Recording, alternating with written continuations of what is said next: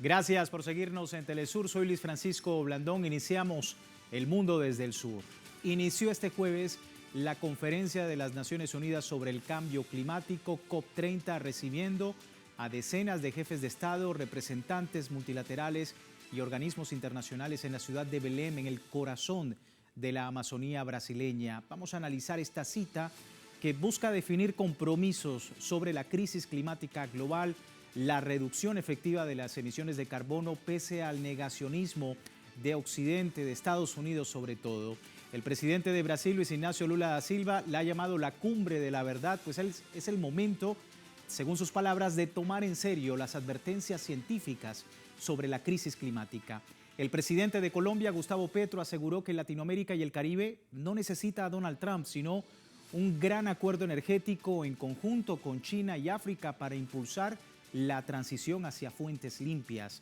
La presidenta de Honduras, por otro lado, Xiomara Castro, denunció que el norte global genera la mayor contaminación y propuso medidas urgentes contra el cambio climático y el fenómeno de la desigualdad climática. Así las cosas en Brasil y este importante escenario, pero antes del análisis, recordarle, en redes sociales y a lo largo del día hemos sondeado la opinión de nuestros usuarios sobre este tema. Algunos de ustedes ya han participado respondiendo la pregunta que hemos hecho al respecto. Si no la ha hecho, aquí le compartimos el código QR para que pueda participar. Y tiene que ver con Donald Trump, presidente del país con mayor contaminación de la región, del continente americano. No asistió a la COP30 sobre cambio climático en Brasil. ¿Cómo se explica la ausencia de Estados Unidos en esta cumbre? ¿Es el mayor responsable de la crisis climática, intereses por encima de la supervivencia humana o la falta del compromiso internacional? Ahí las opciones. Si no ha participado, le invitamos. Más adelante revisamos y asociamos todas las respuestas. La opinión de ustedes es importante para nosotros. Vamos de inmediato al análisis. Me acompaña en la distancia Francisco Kelvin Nobre, coordinador del Movimiento de Afectados por Represas, MAF, y miembro de la Cumbre de los Pueblos. Francisco, qué gusto tenerte. Muchísimas gracias por tu tiempo. Bienvenido. Gracias por la invitación. Vamos a iniciar un poco con lo que representa esta COP30, Francisco, en un escenario muy importante, el pulmón, diríamos, del continente latinoamericano como es Belén en Brasil, y nombrado directamente por Luis Ignacio Lula da Silva como el momento de la verdad, la cumbre de la verdad. ¿Cómo estás catalogando y cómo estás viendo pues, el avance de lo que allí se está discutiendo en la COP30? La COP30 en Brasil se pasa un momento fundamental de la historia de Brasil, pero de la historia de la humanidad, en que la crisis climática han resultado en daños irreversibles para la humanidad. Tenemos un gran incremento en estos últimos años de los gases de efecto invernadero en la atmósfera, al mismo tiempo que las medidas adoptadas por los gobiernos en las COPs, en los espacios de negociación, no han crecido y ni tampoco han sido implementadas en estos últimos años. Por en cuenta de esto, la COP en Brasil es muy importante. Primero, porque tenemos una COP en un país que se dispone con la presidencia de la conferencia a tener una agenda de negociación de la implementación. Entonces, una agenda muy avanzada en este sentido de lograr nuevos acuerdos, pero acuerdos que se resulten en actitudes concretas de los países. En segundo lugar, porque hay un proceso muy fuerte de movilización de la sociedad civil, no solamente de Brasil, pero de todo el mundo, para que este proceso de la COP en Brasil sea un proceso verdaderamente de apuntar soluciones, ¿no? En el sentido de cómo revertir este cuadro de aprofundamiento de la crisis climática que estamos viviendo en el mundo. Sí, vamos a escuchar, si me permites, Francisco, al presidente de Brasil, Luis Ignacio Lula da Silva, quien hablaba de la necesidad de reunirse con líderes fuera de esta convención, incluso para conversar sobre el impacto que está generando la crisis climática en el mundo. Esto decía. Nuestro objetivo será enfrentar las divergencias. Nosotros, líderes, podemos y debemos discutir todos, más allá de los muros de la convención. Las palabras aquí dichas serán la brújula del camino que vamos a recorrer con nuestras delegaciones en las próximas semanas. La humanidad está consciente del impacto del cambio climático.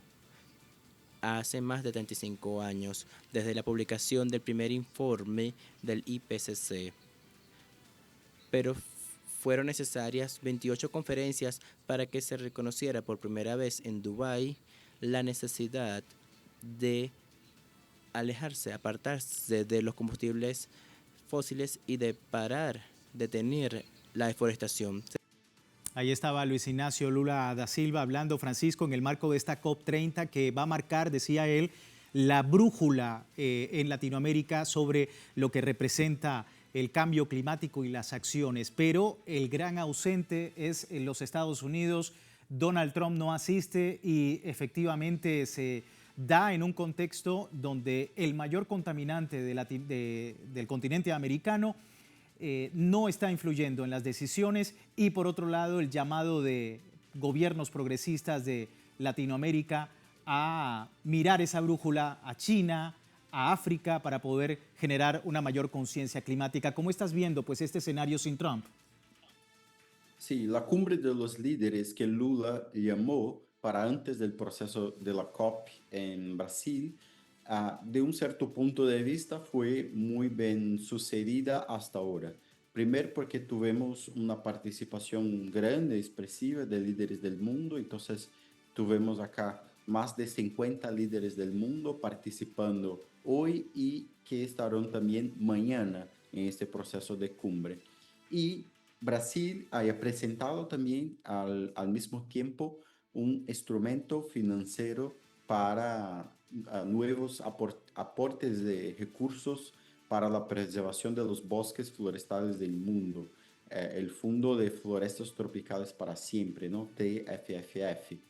Entonces, de cierto punto de vista, fue sucedida en el sentido que Lula pleiteaba, ¿no? Pero sí, la ausencia de Estados Unidos es muy fuerte en este momento.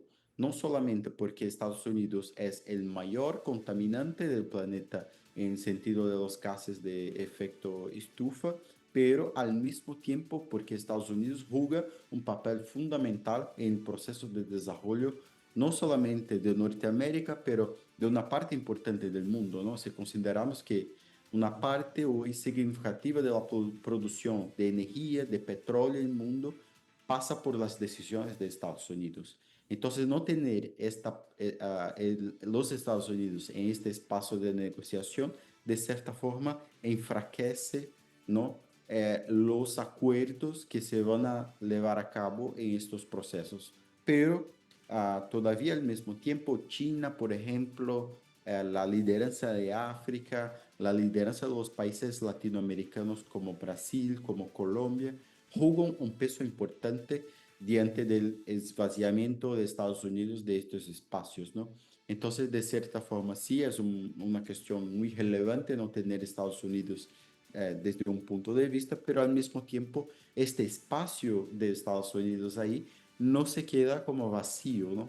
Entonces es ocupado por otros países como la lideranza de Brasil, de Colombia, la lideranza de China también en este momento, de un grupo de países que es los G77, ¿no? También que juega un papel fundamental en las negociaciones climáticas del mundo. Entonces, hay muchas expectativas porque la cumbre de los líderes se van a generar muchos de los consensos de los borradores, ¿no? De documentos que van a ser discutidos ahí en la COP a partir del día 10 en Brasil. Sí. Entonces, la expectativa de Brasil es llegar a consensos con anuncios concretos en los próximos días para ya en el inicio de la COP tener anuncios que puedan generar concretud en los acuerdos ahí. Sí, y ante, por supuesto, la reacción de algunos mandatarios en torno a lo que está ocurriendo con la crisis climática, el presidente de Colombia, Gustavo Petro, pues manifestó su preocupación sobre el escenario en Latinoamérica. Esto dijo, vamos a escuchar.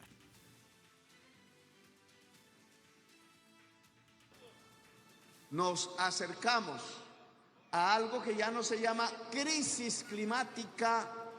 Comenzamos hablando de cambio, pasamos a crisis Y ahora nos acercamos a colapso climático, que significa punto de no retorno, es decir, muerte general de la existencia en el planeta.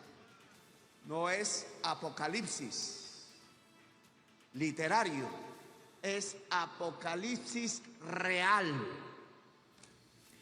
Ahí estaba hablando el presidente Gustavo Petro sobre lo que ha denominado un punto de no retorno en torno a esta crisis climática. Francisco, preguntarte también sobre la importancia de lo que significan estas palabras y al mismo tiempo lo que es la opinión de los pueblos latinoamericanos. Tú vienes de un movimiento en Brasil.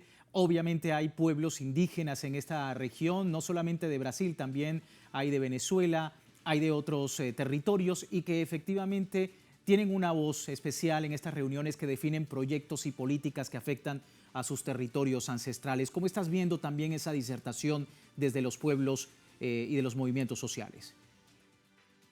Desde nuestros territorios y de nuestros procesos, nuestra análisis, nuestra visión es que el proceso de negociación en las COPs hoy es ineficiente del punto de vista de solucionar y presentar soluciones concretas para la crisis climática que estamos viviendo. Los datos concretos son que en el año pasado, 2024, nosotros ya pasamos el punto de 1,5 grados, el límite que nosotros nos propusimos desde el Acuerdo de París, a partir de las medidas implementadas por los países, las contribuciones nacionalmente determinadas, a reducir las emisiones de gases de efecto invernadero. Entonces son ineficientes.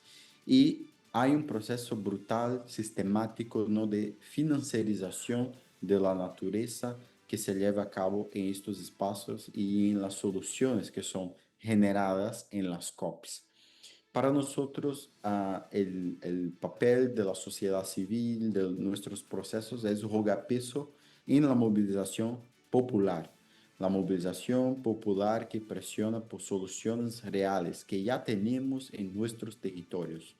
Por esto que nosotros tenemos afirmado desde los pueblos indígenas de Brasil, las comunidades tradicionales, los movimientos sociales, que nosotros somos la respuesta para esta crisis, en el sentido que la respuesta ya está siendo construida, acumulada desde nuestros procesos históricos de lucha, resistencia y de ocupación de los territorios de una otra manera, ¿no?, que es compatible con la vida, que es compatible con el uso eficiente y al mismo tiempo el uso que mantiene a la floresta amazónica en pie, ¿no?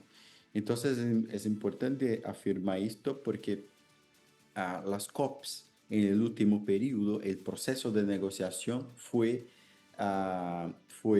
agarrado por los intereses económicos, ¿no? Los intereses por detrás de los procesos de desarrollo económico de la humanidad, en especial de los países imperialistas como Estados Unidos. Entonces, por esto que para nosotros, en nuestra avaliación, construir un proceso de lucha en la COP en Brasil es muy importante.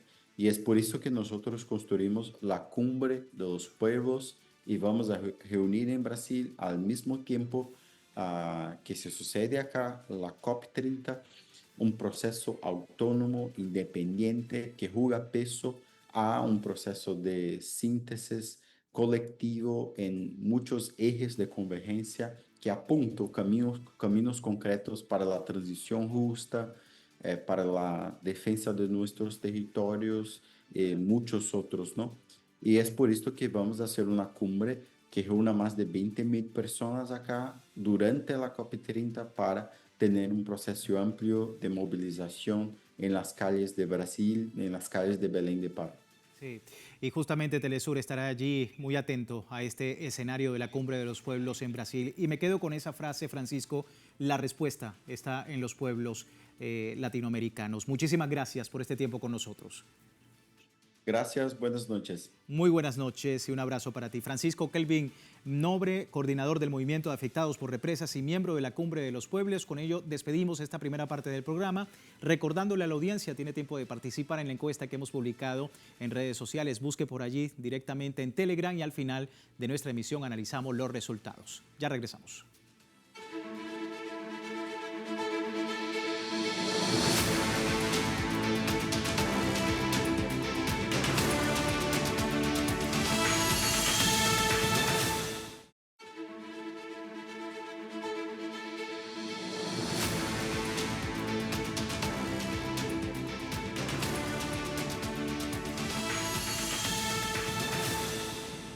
Gracias por seguirnos en El Mundo desde el Sur, hablando de la COP30 y ya veíamos la intervención del presidente de Colombia, Gustavo Petro, pero también hubo otra voz. La presidenta de Honduras, Xiomara Castro, intervino en esta COP30 realizada en Belém do Pará, en Brasil, para denunciar que el capitalismo es el verdadero verdugo ambiental.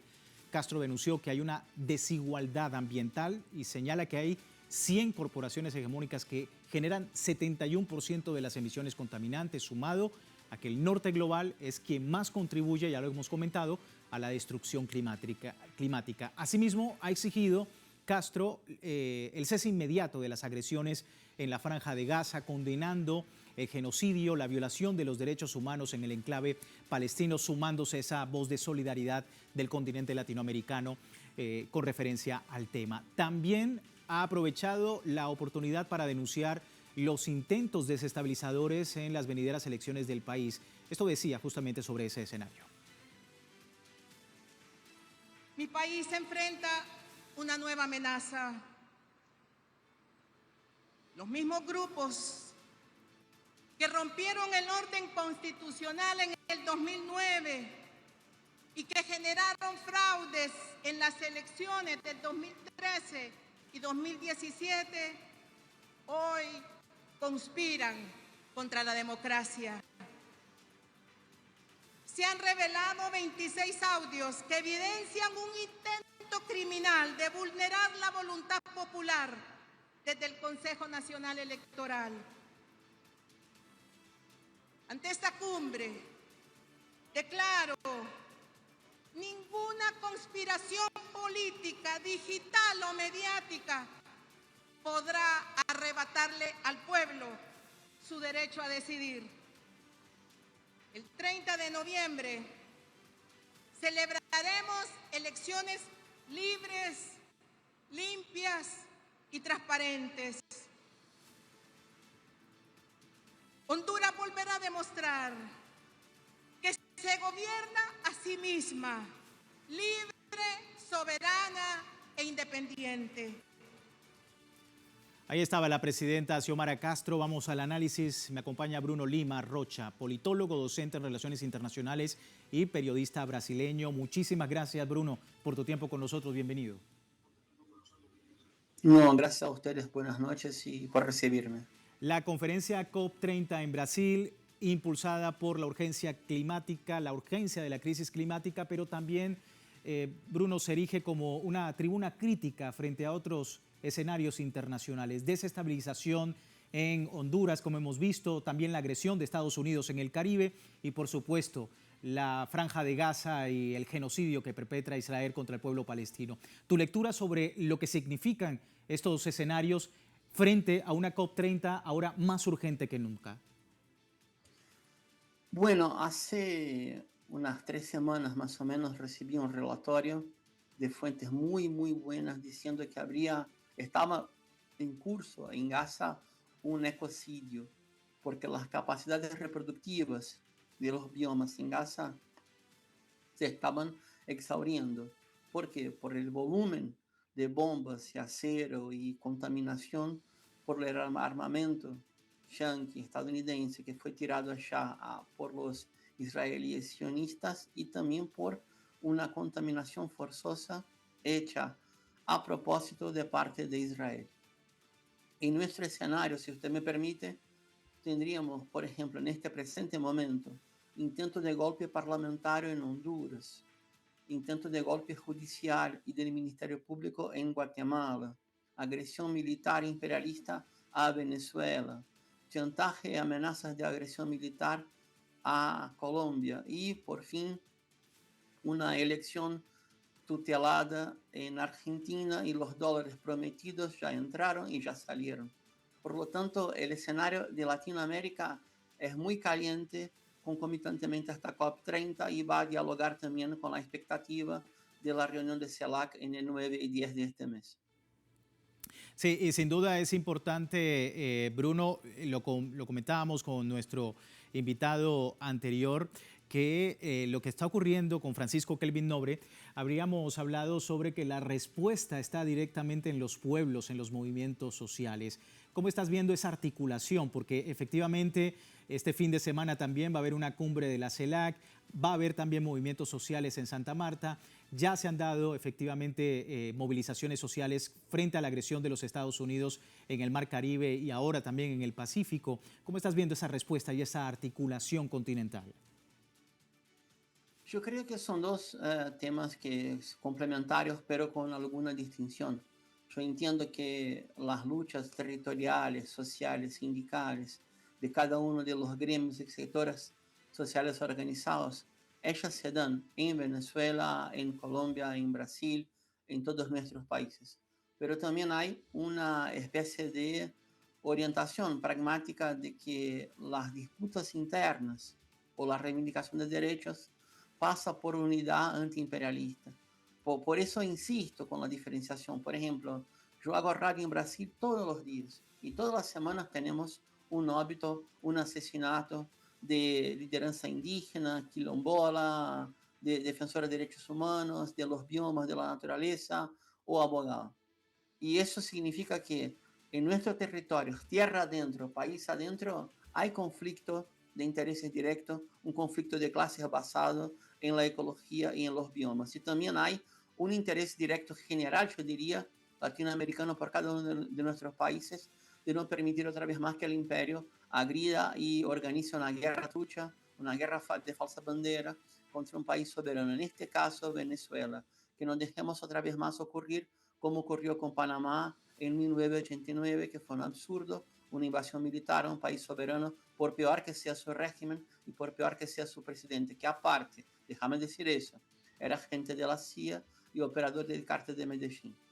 Sí. Por último, comentarte, Bruno, sobre lo que significa el pronunciamiento de Gustavo Petro, quien ha comentado que lo que necesita el continente es un acuerdo energético en conjunto, virando la brújula a China, a África, algo similar a lo que ya ocurre desde el punto de vista comercial con el grupo BRICS y que permite a través de, desde el punto de vista climático, una mayor convergencia en el sur-sur sobre los procesos, sobre las políticas que se necesitan para un cambio climático real y evitar lo que él llama el colapso climático que está en curso en todo el planeta. ¿Cómo estás viendo esa iniciativa? Bueno, yo escuché ayer el invitado, un compañero brasileño también, diciendo del Fondo de Preservación de las Florestas Permanentes. Necesitamos también un fondo de preservación de los biomas latinoamericanos, a empezar por la Amazonia Común en Sudamérica, que ocupa varios países, Bolivia, Venezuela, Guyana, Brasil, Colombia y otras más. Yo diría que esa sería la prioridad número uno, buscar financiación propia o una línea de financiación, una línea esa que vendría, por ejemplo, del Banco de los BRICS. Y la otra es que tenemos que comprender, hay que ir al encuentro de una conversión energética. Esto no se hace por mágica, se hace por inversión, por ciencia, tecnología y prácticas sociales. Yo entiendo que en este plan el presidente Gustavo Petro apunta a un rumbo, un camino a seguir, pero hay que bancarlo de modo permanente, con financiación, con instrumentos colectivos y de preferencia, si usted me permite, con una línea propia en el Banco de los BRICS. Ahí sí, nadie nos para. Y en la parte de seguridad, sobre todo en la Amazonía brasileña, Bruno, ¿cómo estás viendo también los avances? Porque si bien es cierto que hay políticas y hay estos, digamos, discursos que de alguna manera llaman a la reflexión en materia climática, pues también está, pues por otro lado, el accionar de grandes empresas transnacionales que por supuesto están haciendo estragos con sus acciones en la Amazonía y en todo el mundo. En este plan Podríamos empezar, por ejemplo, con un acuerdo común Brasil-Colombia. Hay mucha frontera seca, o Brasil, Colombia, también Venezuela, para organizar la economía amazónica y también imponer la ley nacional por encima de los atropellos de las empresas transnacionales. Un acuerdo securitario sería muy relevante y podría ser, fíjate vos, pensé en esto ahora nomás, podría ser una forma de retomar el proyecto de la década anterior de la Escuela de Defensa Sudamericana o la Escuela de Defensa Antiimperialista. Porque si concretamos con un objetivo, seguridad en las fronteras y evitar que las transnacionales nos atropellen, tendremos una chance grande. Creo que va por ahí. Sería sin duda un punto muy importante, Bruno. Muchísimas gracias por tu tiempo con nosotros. Gracias a ustedes por el espacio y la invitación. Igualmente, un abrazo hasta Brasil. Nosotros finalizamos, pero antes de terminar nuestro programa rápidamente, revisamos los resultados de la encuesta que publicamos más temprano. Donald Trump, presidente del país más contaminante de América, no asiste a la COP30 sobre cambio climático en Brasil. ¿Cómo se explica la ausencia de los Estados Unidos en esta cita? Bueno, 74% de los usuarios a esta hora nos dice que es el mayor responsable de la crisis climática, y de allí precisamente es que se explica esta ausencia de los Estados Unidos en torno a el tema, el escenario de la COP30 en pleno corazón de la Amazonía brasileña. A todos ustedes, muchísimas gracias por participar. Muy importante su opinión en torno a este tema, y nosotros finalizamos la presente emisión del Mundo desde el Sur. Les recuerdo www.telesurtv.net con nuestra señal en tiempo real, y por supuesto en Telegram, además de la pregunta de nuestra emisión, todo el material informativo de nuestro multimedio, 24 horas al día, siempre con una perspectiva del mundo desde el sur. Soy Luis Francisco Blandón, gracias por seguirnos.